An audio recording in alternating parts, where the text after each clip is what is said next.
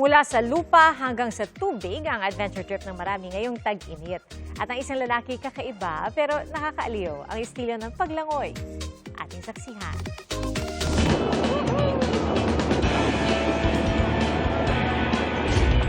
Beat the Init Challenge, Pass or Fail. Kahit tirik ang araw, hindi papapigil ang mga dumarayo sa maladesyetong Suba Sand Dunes sa Paway, Ilocos Norte. In na in mag-sandboarding sa Pinong Buhangin.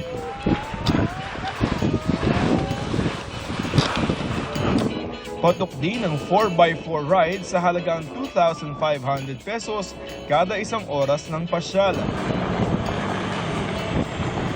Matatanaw pa ang West Philippine Sea. Mahangin man sa lugar, maigi pa rin daw na piliin ang oras ng punta para di gaanong mainit. Ituloy na ang nature hopping sa Santa Catalina sa Negros Oriental. Subukan ang river cruising sa Barangay Caranoche para marating ang hanging bridge na may 7-story view deck. Mag-explore sa boardwalk na preskong lakaran dahil sa mga bakawan. Saka dumiretso sa Eco and Nature Adventure Park kung saan may IG-worthy na higanteng spider web. I-level up ang adventure sakay ng palwa ride na gawa sa mga kawayan.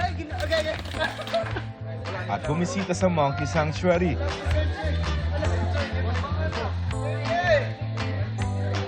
Di pa tapos ang trip dahil pwede rin ma-enjoy ang Mantabios at Tolostos Waterfalls.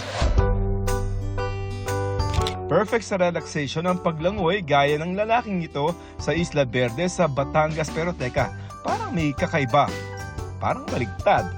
Kwento ni Hughes Cooper Dan, sinadya talaga niya ang baligtad na paglangoy at sinabayan pa ng baligtad na kuha ng kamera para aliw talaga. Biro tuloy ng iba parang sila yung nalulunod para sa kanya. Ako si Joseph Morong, ang inyong saksi.